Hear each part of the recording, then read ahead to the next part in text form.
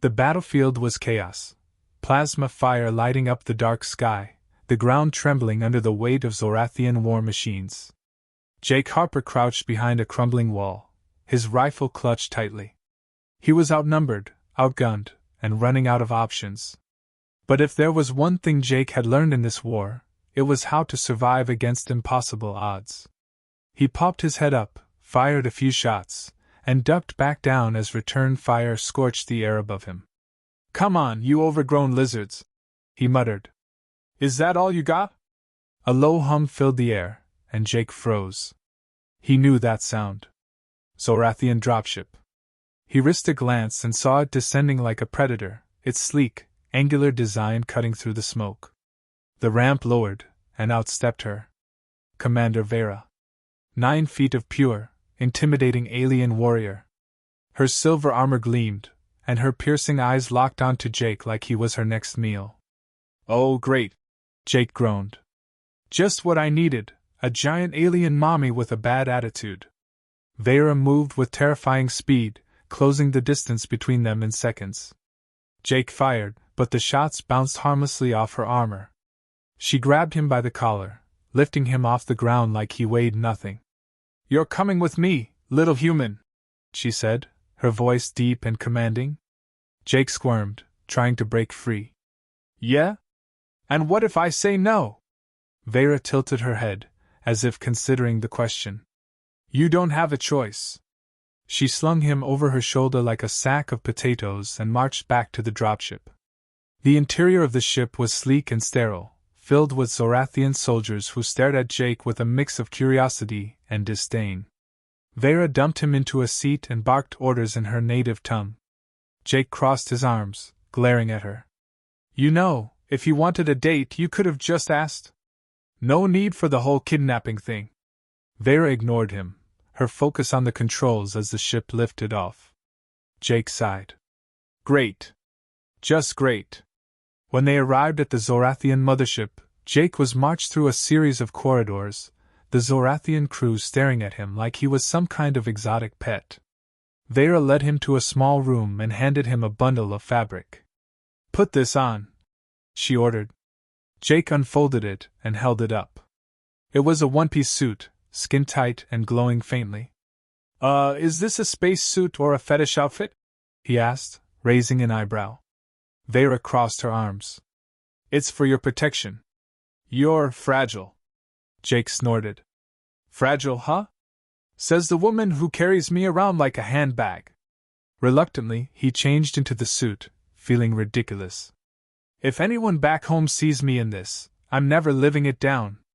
Vera examined him, her gaze lingering a little too long for Jake's comfort. "You look adequate," she said finally. Jake rolled his eyes. "Gee, thanks. You're a real charmer." She ignored his sarcasm and motioned for him to follow. They entered a larger room filled with strange equipment. Vera gestured to a table. "Sit." Jake hesitated. "What? No, please." Vera's eyes narrowed, and Jake quickly sat down. She picked up a glowing vial and began applying the contents to a cut on his arm. "This will heal your wounds," she explained. Jake watched as the salve spread over his skin, leaving a faint glow. "Great. Now I look like a glow stick. Is this your way of saying I'm your light in the darkness?" Vera paused, considering his words. "You're radiant." "I like it." Jake groaned. "Of course you do." As the hours passed, Jake realized Vera wasn't just keeping him as a prisoner, she was obsessed with him. She watched him constantly, asking questions about humanity and his life on Earth. Jake answered with his usual sarcasm, but Vera didn't seem to mind. If anything, she seemed fascinated by his wit. "You're different," she said one day, tilting her head as she studied him. Jake smirked. "Yeah, well, you're not so bad yourself, for a giant alien mommy." Vera didn't understand the term, but she smiled faintly. "You amuse me, little human. That's why I won't let you go." Jake sighed. "Lucky me." One evening, Vera hosted a feast in Jake's honor. The Zorathian crew gathered around a long table, the centerpiece being a dish that looked suspiciously phallic. Jake stared at it, then at Vera. Is this supposed to be food or a fertility symbol? Vera gestured for him to eat. It's a delicacy. It will strengthen you. Jake hesitated, then took a bite. To his surprise, it was delicious, but it left him feeling strangely energized. What's in this thing? He asked, his voice a little too loud. Vera smiled. Ingredients unique to Zorith. You'll see. Jake didn't like the sound of that. Later, Vera insisted on applying more of the glowing salve to Jake's wounds. He protested, but she was relentless. You need to heal, she said firmly. Jake sighed and let her work, but the salve made his skin glow even brighter. I look like a disco ball, he muttered. Vera tilted her head. Disco ball? Jake waved a hand. Never mind. Just don't expect me to start dancing. Vera's lips twitched in what might have been a smile. You're entertaining, little human, Jake groaned. Yeah, well, I'm not here to be your court jester. Despite the awkwardness, Jake couldn't deny that Vera's care was genuine. She fussed over him like a mother hen, making sure he ate, rested, and stayed out of trouble. It was equal parts annoying and endearing. You know, Jake said one day, if you wanted to keep me around, you could have just asked. No need for the whole captivity thing. Vera looked at him, her expression unreadable. You're special, little human. I won't let you go. Jake sighed. Yeah, I'm starting to get that. Jake woke up to the sound of Vera's voice, sharp and commanding, echoing through the corridors of the Zorathian mothership. He groaned, rolling out of the ridiculously soft bed she'd provided. The room was spacious, but it still felt like a gilded cage. He stretched, his glowing skin casting faint light on the walls. Great, he muttered. Now I'm a nightlight. The door slid open, and Vera stepped in, carrying a tray of food. You need to eat, she said, placing it on the table. Jake eyed the meal, a mix of alien fruits and what looked like some kind of meat. What's this? Breakfast or another experiment? Vera ignored his sarcasm. It's nutritious. You're too thin. Jake smirked. Yeah, well, not all of us can be built like a tank. After breakfast, Vera led him to a training room filled with strange equipment. You need to learn to defend yourself, she said, handing him a staff. Jake raised an eyebrow. Defend myself? From what? You. Vera's expression didn't change. From anyone who might try to harm you. Jake sighed and took the staff, feeling its weight. All right, let's get this over with. The training session was awkward. Vera moved with precision and grace, while Jake stumbled through the motions. At one point, she corrected his stance by standing behind him, her hands on his shoulders. Jake froze.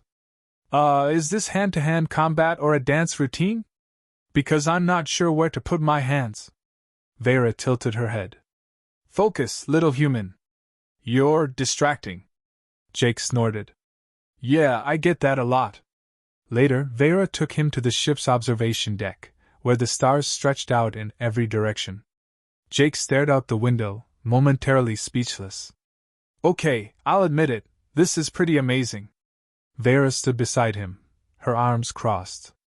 Zorith is out there, she said, pointing to a distant star. One day I'll take you there. Jake glanced at her.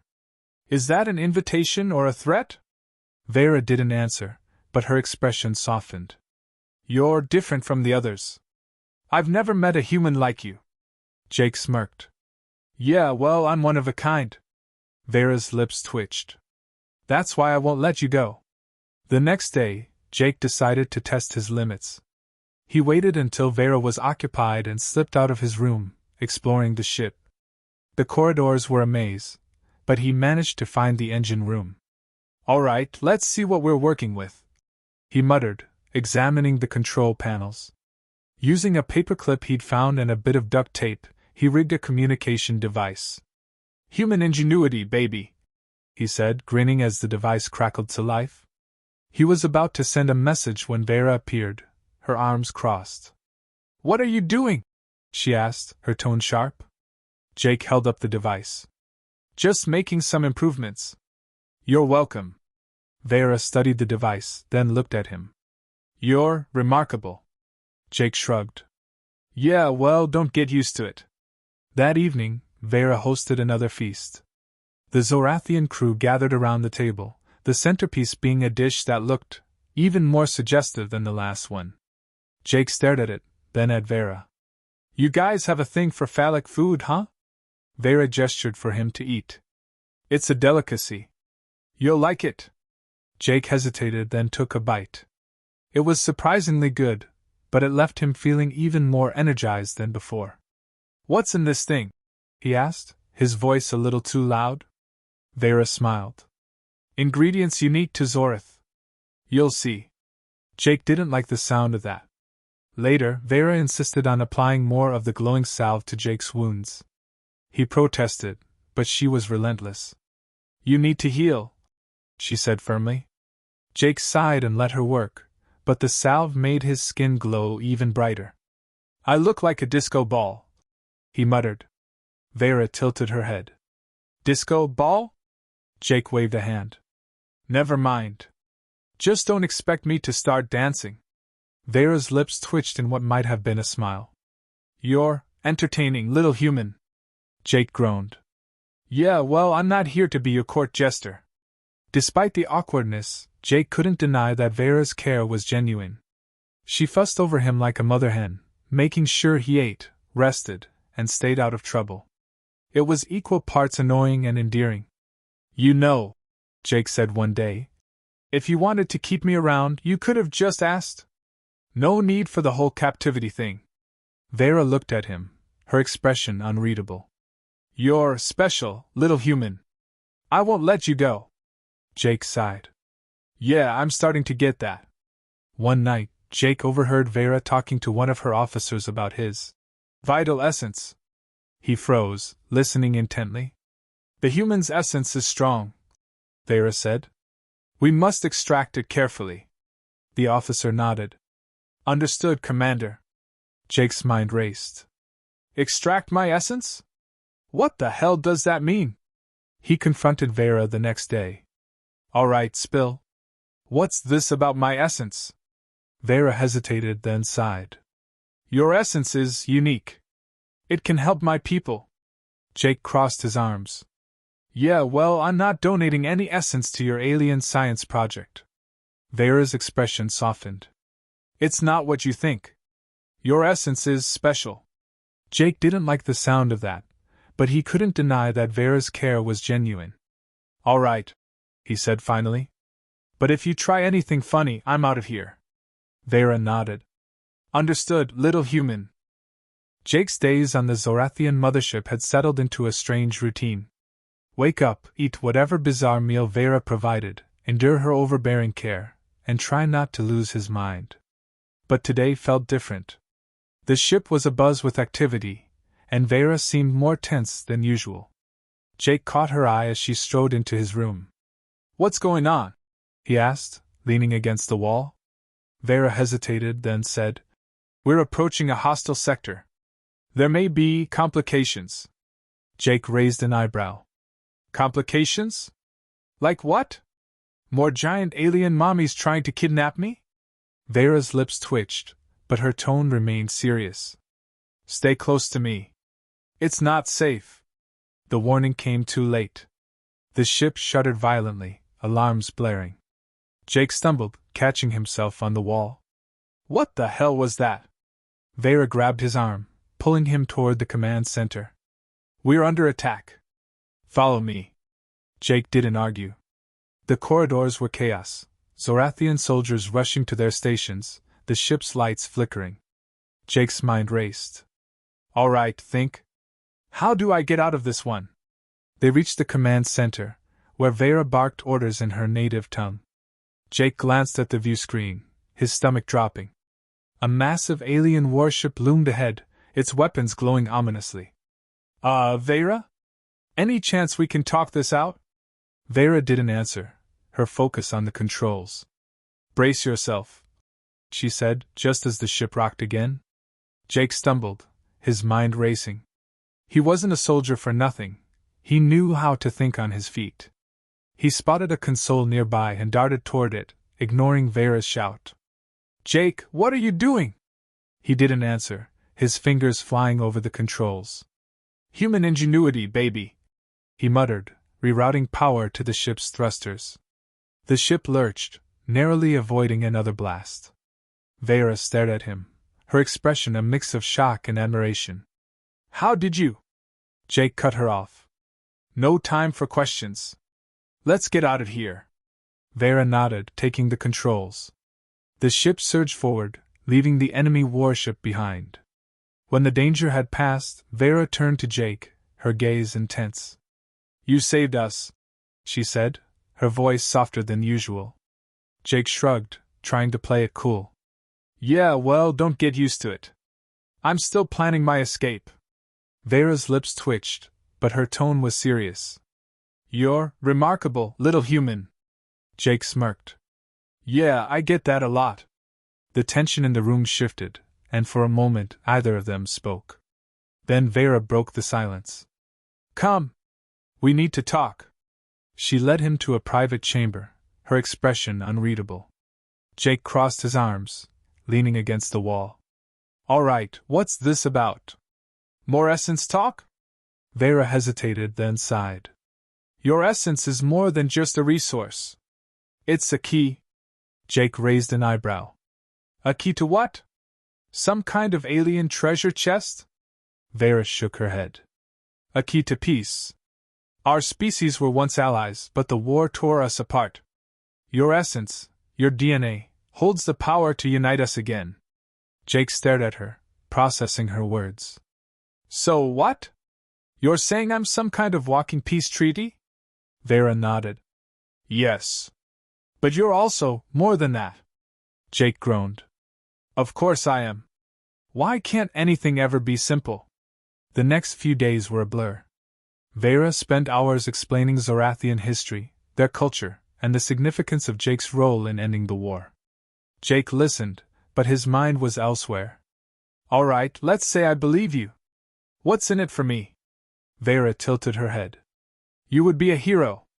Your people would honor you." Jake snorted. "Yeah, because that's worked out so well for me so far." Vera's expression softened. "You would also have my gratitude." Jake raised an eyebrow. "Your gratitude, huh? What's that worth?" Vera didn't answer, but her gaze lingered on him a moment too long. The tension between them grew, fueled by Jake's sarcasm and Vera's unwavering attention. One evening, as they stood on the observation deck, Jake broke the silence. "You know, if you wanted to keep me around, you could have just asked. No need for the whole captivity thing." Vera looked at him, her expression unreadable. "You're special, little human. I won't let you go." Jake sighed. "Yeah, I'm starting to get that." But Jake's patience was wearing thin. He wasn't a prisoner, but he wasn't free either. He decided to test Vera's limits. One night, he slipped out of his room and made his way to the ship's hangar. "All right, let's see what we're working with," he muttered, examining the small shuttle. He was about to board it when Vera appeared, her arms crossed. "What are you doing?" she asked, her tone sharp. Jake held up his hands. "Just taking a look. No harm in that, right?" Vera studied him, then sighed. "You're impossible." Jake smirked. "Yeah, well, you're not so bad yourself, for a giant alien mommy." Despite his attempts to escape, Jake couldn't deny that Vera's care was genuine. She fussed over him like a mother hen, making sure he ate, rested, and stayed out of trouble. It was equal parts annoying and endearing. "You know," Jake said one day, "if you wanted to keep me around, you could have just asked. No need for the whole captivity thing." Vera looked at him, her expression unreadable. "You're special, little human. I won't let you go." Jake sighed. "Yeah, I'm starting to get that." But the tension between them was building, and Jake knew it couldn't last forever.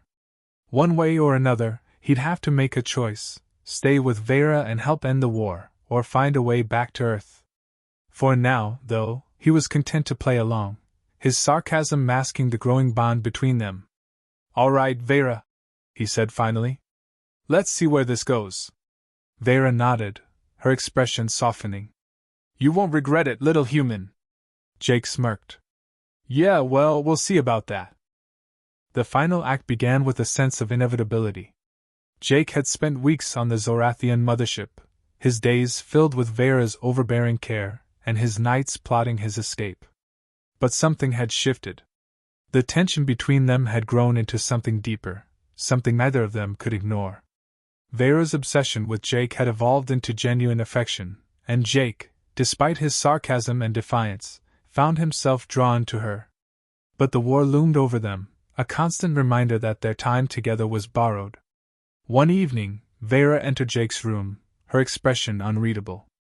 We need to talk, she said, her tone serious. Jake raised an eyebrow. Oh. That's never good. Vera ignored his sarcasm, sitting across from him. The war is escalating. My people need your essence to end it. Jake crossed his arms. Yeah, about that, what exactly does extracting my essence entail? Because it sounds invasive. Vera hesitated, then sighed. It's a process. Painless, but intimate. Jake groaned. Of course it is. Why can't anything ever be simple? Despite his reservations, Jake agreed to the process. Vera led him to a chamber filled with strange, glowing machinery. Lie down, she instructed, gesturing to a platform. Jake hesitated, then complied. All right, but if I wake up with tentacles, I'm blaming you. Vera's lips twitched, but her focus remained on the controls. The machinery hummed to life, and Jake felt a strange warmth spread through his body. It wasn't unpleasant, but it was intense. He closed his eyes, letting the sensation wash over him. When it was over, Jake sat up, feeling strangely energized. Well, that was something. Vera studied him, her expression unreadable. Your essence is strong. It will help my people. Jake smirked. Yeah, well, don't get too attached. I'm still planning my escape. Vera's expression softened. You're remarkable, little human. Jake rolled his eyes. Yeah, I get that a lot. But the process had changed something between them. Vera's care became less overbearing, more genuine. She treated Jake as an equal, her respect for him growing with each passing day. Jake, in turn, found himself opening up to her, his sarcasm giving way to moments of vulnerability. You know, he said one evening, you're not so bad, for a giant alien mommy. Vera's lips twitched. And you're not so small, for a human. Their bond deepened, but the war continued to rage. One day, the ship was attacked by a rival faction, their weapons tearing through the hull. Jake and Vera fought side by side, their combined ingenuity and strength turning the tide. You're incredible, Vera said, her voice filled with admiration. Jake smirked. Yeah, well, don't get used to it. But the victory was bittersweet. The damage to the ship was severe, and Vera knew they couldn't continue like this. She made a decision. You need to go, she said one evening, her tone firm. Jake stared at her. What? After all this, you're just letting me go? Vera nodded. The war is too dangerous. You've done enough. Jake crossed his arms. Yeah, well, maybe I don't want to go. Vera's expression softened. You're special, little human. I won't risk losing you. Jake sighed. All right, but if I leave, you're coming with me. Vera hesitated, then nodded. Agreed. They made their way to the hangar, the ship's alarms blaring around them. Jake boarded a small shuttle, Vera close behind. You know, he said, this feels like the start of a bad romance novel. Vera's lips twitched. Perhaps. But it's our story. The shuttle launched, leaving the mothership behind. Jake glanced at Vera, his expression serious. So, what now? Vera hesitated, then said, We find a way to end the war. Together. Jake nodded. All right. But if we're doing this, we're doing it my way. Vera's lips twitched. Agreed. As the shuttle sped through the stars, Jake couldn't help but smile. He'd started this journey as a prisoner, but now he was something more, a partner, a hero, and maybe even a friend. Vera glanced at him, her expression softening. "You're remarkable, little human." Jake smirked. "Yeah, well, don't get used to it." But deep down, he knew he wouldn't have it any other way.